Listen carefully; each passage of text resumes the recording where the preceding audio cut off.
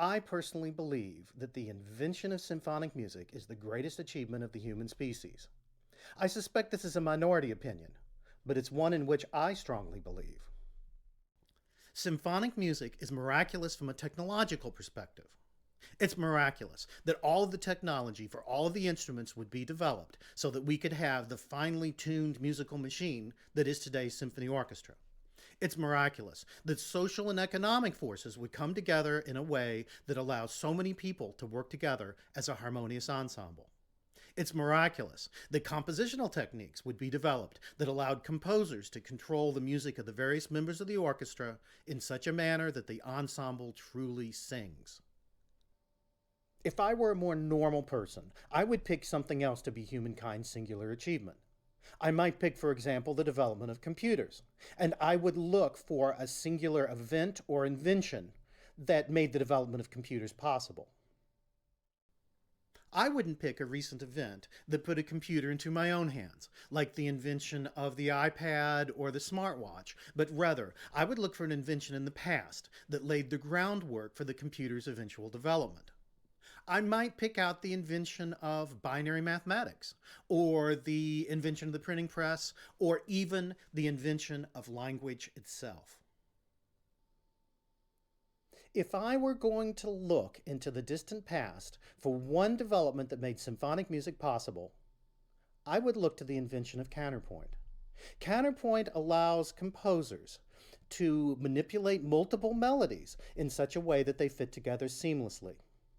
It allows composers to bring order to the chaos of many people singing or playing together. Without it, Western music would not be possible. The basic concept behind counterpoint is simple. Take a melody, usually a pre-existing melody, and use it to structure a piece. Then, add another melody, a contrapuntal melody, to the pre-existing one. Here's an example that takes a pre-existing melody, Twinkle Twinkle Little Star, and adds to it a counter melody. This counter melody is based on another pre-existing tune, Three Blind Mice, and it is added to the first one with no thought other than putting it in the same key and meter.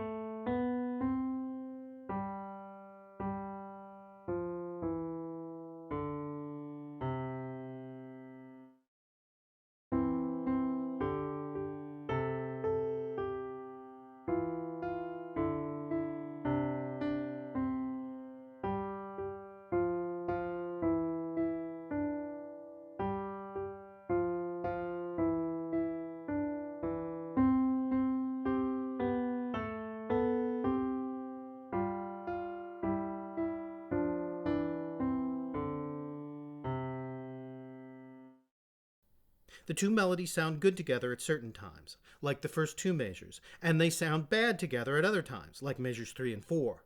The trick to writing counterpoint is to discover why the bad parts sound bad, and to figure out how to fix them. The two melodies generally clash when there are dissonant harmonic intervals between them. In order to find these dissonances, it's common to write numbers between the staves indicating the vertical intervals between the two melodies. Seconds and sevenths are considered dissonant, so finding the seconds and sevenths should identify the problem areas.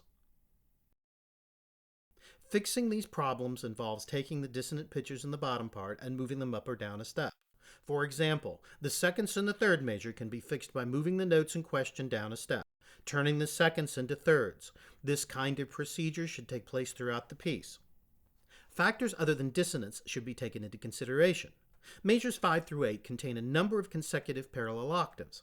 While these octaves don't sound dissonant, they do change the impression of the texture. They make it sound as if we no longer have two separate voices. It sounds like the lower voice is dropped out. This effect can be eliminated by turning these octaves into thirds. At the same time that the dissonances are eliminated, the contrapuntalist should listen to the altered melody and make some judgments to intuitively judge if the melody feels right. For example, in the fourth measure, the new melody in the bass feels to me like it needs to jump by a large interval, so that it can fall back down again to start the next phrase, and thus keep the motion going into the second phrase. This musical gesture requires cutting the original whole note into two half notes.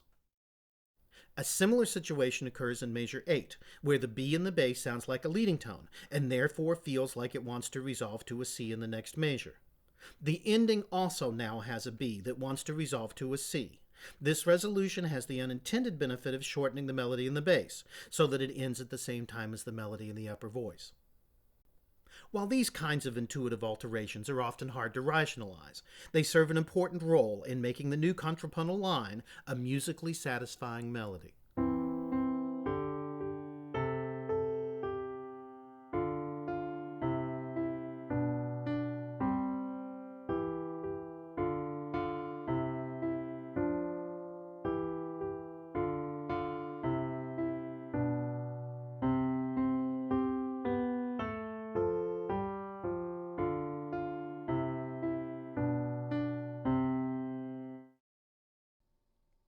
While this kind of intuitive approach often produced good results, it was hard work. Composers had to question the effect of every single note decision. In order to make the process easier, counterpoint teachers came up with rules. For example, thirds and sixths were usually a good thing. Parallel octaves were usually a bad thing. These rules were collected into textbooks that gave composers a theoretical basis for their decisions, rather than relying on trial and error. The creation of these counterpoint textbooks was a remarkable and innovative idea. In the ancient world, music theory books contained information on intervals, scales, and tuning systems, but rarely information on how music was actually composed. Cleonides' treatise, Harmonic Introduction, from the Hellenistic period, contains the only description I know of how to actually compose a piece. It's a scant paragraph on how melodies should actually be written. Cleonides wrote, "Melodic composition is accomplished by means of 4 figures: succession, plexus or network, repetition or selection, and prolongation. Succession is a progression of the melody by consecutive notes. Plexus or network, a placing of intervals side by side. Repetition or selection, a striking of a single note repeated several times. Prolongation, a dwelling for a greater time interval on a single utterance of the voice." While technically an accurate description of melodic writing, this paragraph is of little help to aspiring composers. The pedagogical device of using rules to prescribe how music should be written has continued to a greater or lesser degree to the present day. While many textbooks present a comprehensive set of rules that must be strictly followed, the most successful ones often combine a simple set of rules with an intuitive approach. Gradus ad Parnassum by J.J. Fuchs, perhaps the most successful music textbook ever written, uses such a method. Fuchs taught a method known as species counterpoint. This method is based on 2 fundamental ideas. First, that learning is only practical in small stages, that students must first learn simple things before they can progress to complex ones. Second, that music has a fundamental structure based on melody, and that composition involves creating new contrapuntal lines that fit with that melody. The small steps in Fuchs's learning process progress from the simplest type of counterpoint, species 1, to the most complex, species 5. The primary criteria defining each species is the complexity of the rhythmic texture created by the counterpoint. Species 1 has essentially no rhythm. All of the notes in the counterpoint have the same rhythmic values as the melody.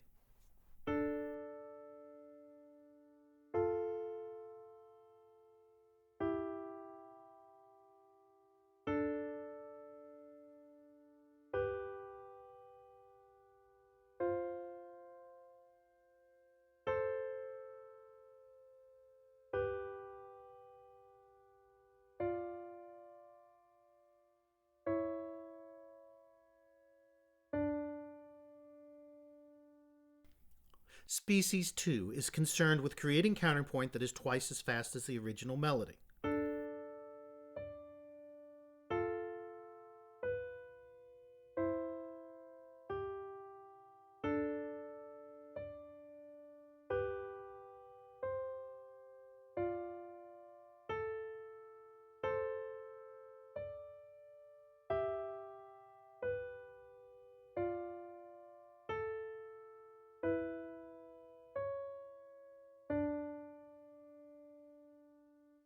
Species 3 deals with counterpoint that is 4 times as fast as the original melody.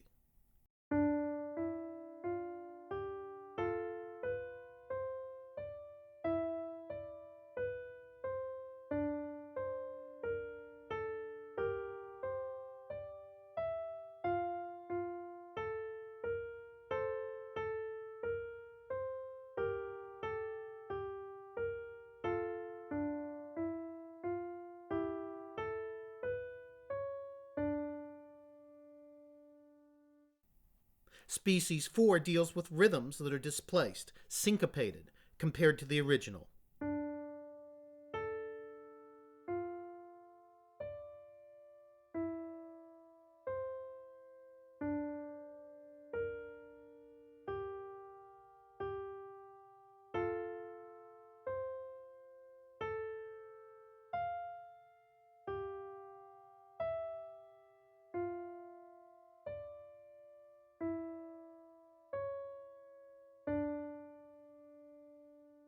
And species 5 allows a student to mix and match characteristics from the previous 4 species.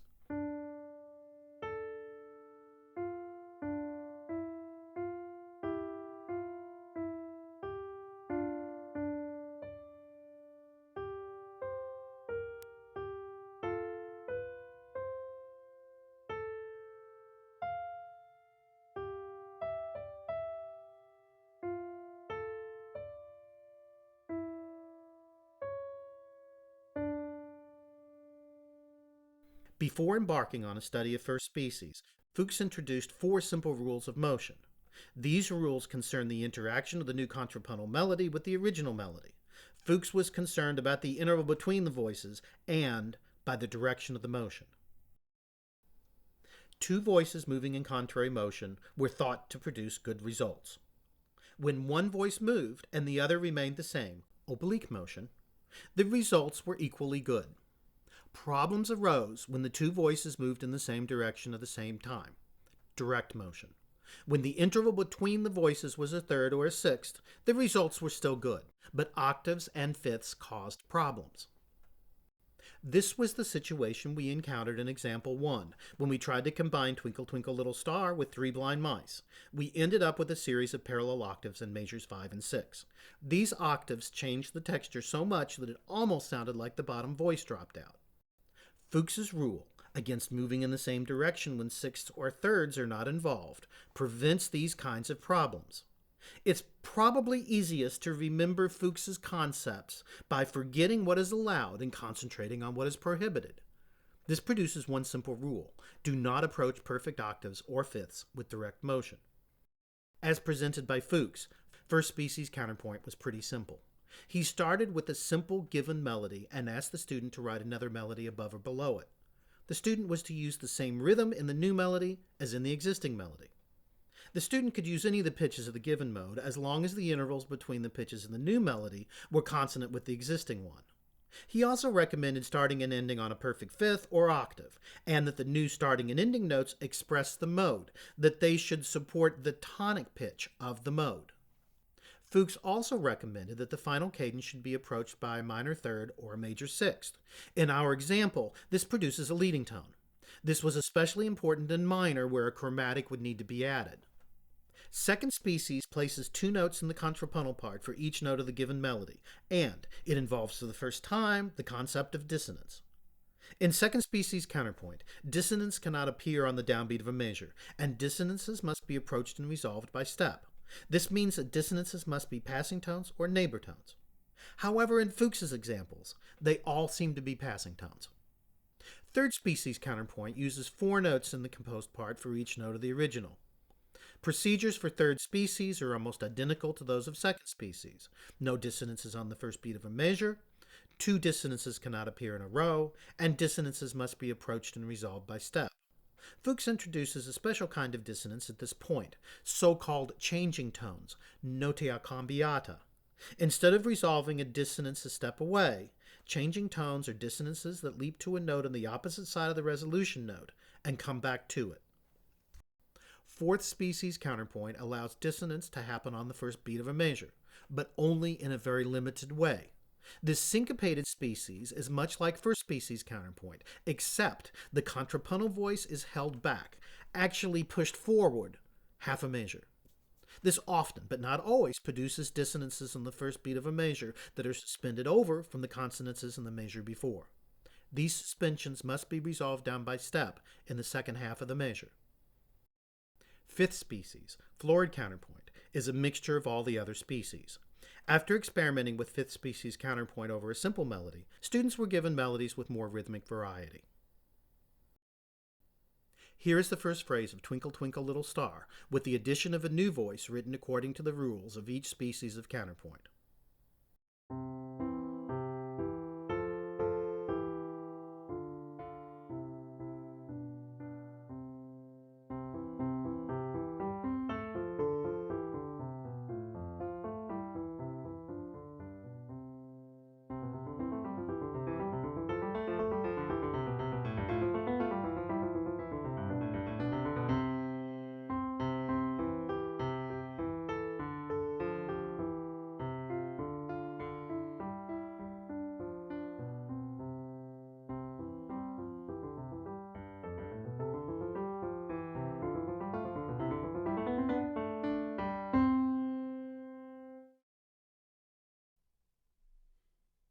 Fuchs presented examples of each species in 6 different modes and suggested that the pre-existing melody be used both as a melody and as a bass line. He ran through all species in 2 voices, then 3 voices, and then 4 voices. While my goal today is to demonstrate the conceptual basis of counterpoint, Fuchs had a different, more practical goal in mind. He wanted his book to be used by students to actually learn to compose music. If you want to actually learn to compose counterpoint, I recommend that you work through all of the exercises in Fuchs's book, just as he intended.